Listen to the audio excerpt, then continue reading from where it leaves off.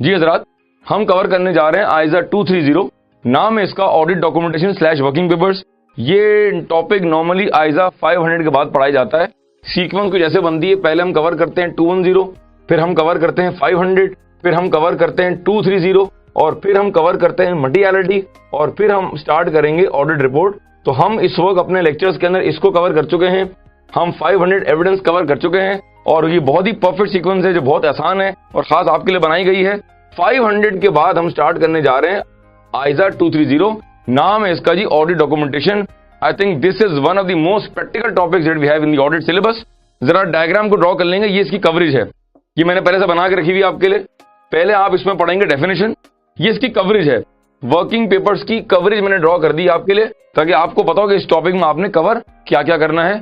पहले पढ़ेंगे जी डेफिनेशन, फिर हम पढ़ेंगे importance of working papers, third हम पढ़ेंगे contents of working papers, fourth हम पढ़ेंगे जनाब difference between permanent and current working papers, fifth में आ रहा है, होल्ड करें इसको बताता हूं, सिक्स में आ रहा है जी standardise and automated working papers, seven में आ रहा है assembly of working papers, eight आ रहा है जनाब retention and confidentiality of working papers और नाइन में आ रहा है features qualities of a good working paper. और इसको जरा ड्रॉ करेंगे आप, ठीक है जी। और आखिरी आइटम जो इसके अंदर है, जो 10th आइटम है, वो मैं यहां लिख देता हूं, जगह खत्म हो गई हमारे पास। जो 10th आइटम है वो लिख देता हूं यहां, जब तक आप कॉपी करें इसको। 10th आइटम है form and content of working paper के factors. Form and content of working paper, जिसमें हम पढ़ेंगे कुछ फैक्टर्स, ठीक है जी। तो अगर आप गौर से देखें तो तकरीबन 10 चीजें हो गई। रिपीट कर रहा हूं, वर्किंग पेपर का टॉपिक हमने स्टार्ट किया है, आइजा 230 है। Definition, importance of working papers, content of working papers, difference between permanent and current working papers, इसको डिस्कस कर रहा हूं। 6 में आ रहा है standardise and automated working papers, 7 में आ रहा है असेंबली ऑफ वर्किंग पेपर्स, 8 में आ रहा है retention and confidentiality of working papers, 9 में आ रहा है features slash qualities of a good working paper और आखिरी आइटम जो इसका आ रहा है वो आ रहा है form and content of working paper. इसमें हम कुछ फैक्टर्स पढ़ेंगे। जो 5th आइटम है वो है identification of errors. Identification of errors in a given working paper, ये क्या है डिस्कस करते हैं। ये पहले आप जरा टॉपिक की कवरेज आप नोट कर लेंगे कि ये 10 आइटम है जो हमने इस टॉपिक में कवर करने हैं। इसको जरा पहले नोट कर लें, देन विल मूव फॉरवर्ड। जी हजरा, डायग्राम ड्रॉ करने के बाद आए जरा इस टॉपिक की बेसिक डिस्कस करते हैं। ऑडिट डॉक्यूमेंटेशन मुझे बोलना पड़ेगा और मैं बहुत सुनसी में बात कर रहा हूं, आप मुझे फॉलो कीजिएगा, बहुत प्रैक्टिकल टॉपिक है ये। ऑडिट डॉक्यूमेंटेशन का है, वर्किंग पेपर का है, एक बात है। सर ये क्या होता है? जब एक ऑडिटर ऑडिट करने जाता है, जब एक ऑडिटर ऑडिट करने जाता है तो वो मुख्तलिफ प्रोसीजर करता है जो हम ऑलरेडी आइजा 500 में कवर कर चुके हैं।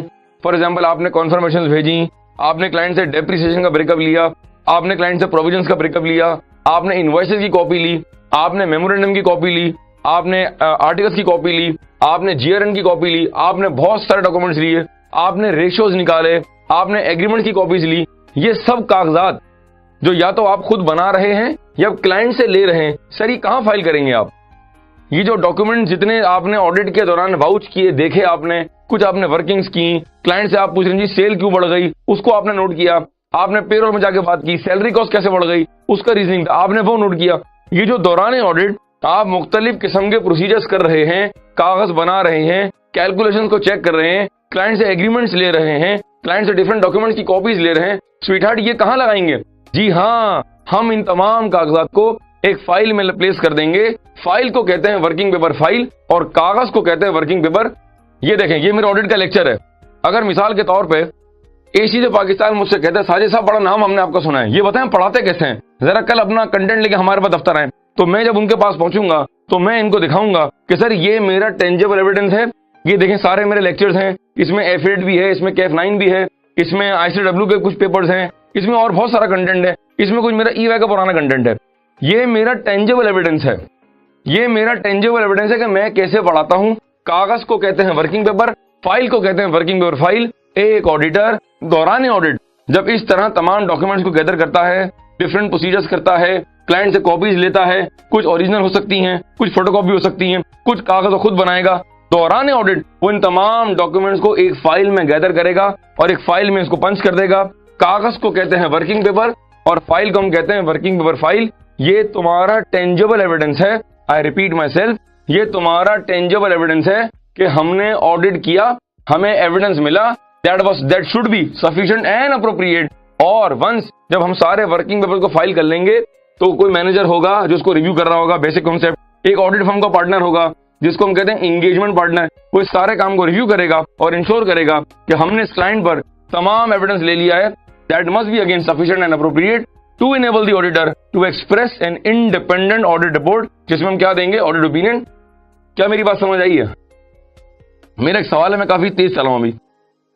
अगर एक ऑडिटर ये कागजात जमा नहीं करेगा, एविडेंस को फाइल नहीं करेगा, तो उसके पास क्या प्रूफ है कि ऑडिट हुआ? एक बात। दूसरी बात, अगर मिसाल के तौर पर साजिद साहब जो है ऑडिट जूनियर हैं या मैं समाज सीनियर हूं और अगर मैं ऑडिट कर रहा हूं सीमेंस पाकिस्तान का और मैंने ऑडिट कर लिया, 4 दिन बाद मेरा मैनेजर मुझसे कह रहा है साजिद साहब जरा अपने काम को रिव्यू कराएं, आप जरा बताएं आपने कैश एंड बैंक में क्या किया, बताएं आपने फिक्स एसेट में क्या किया, सपोज करिए मेरे हेड्स हैं, बताएं आपने सेल्स में क्या किया। और मैं पहुंचा अपने बॉस के पास, मैंने कहा बॉस फाइल तो नहीं है, सब कुछ मेरे दिमाग में, दिमाग खोल के चेक कर लें। सर मुमकिन नहीं है। इसका मतलब है हमें ऑडिट के आखिर में टेंजिबल एविडेंस चाहिए। अच्छा, मैनेजर ने काम चेक किया, फिर पार्टनर मैनेजर को कहेगा, फिर पार्टनर कहेगा मैनेजर से भाई जरा फाइल ले आओ मैं भी तो देखूं, उसने रिपोर्ट साइन करनी है। तो मैनेजर कह रहा है सर मेरे भी दिमाग में सब कुछ है, कागज तो है नहीं, ले दिमाग देख ले मेरा। सर हो नहीं सकता ये।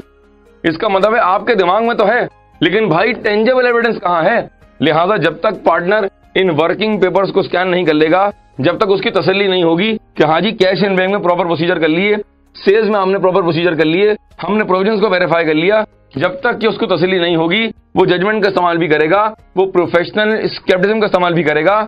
जब तक कि वो प्रॉपर सेटिस्फेक्शन जोन में नहीं आएगा वो ऑडिट रिपोर्ट साइन नहीं करेगा, जिसमें हम ये कह रहे हैं in our opinion the accounts are giving a true and fair view. तो my sweetheart dear students, working paper क्या हुआ?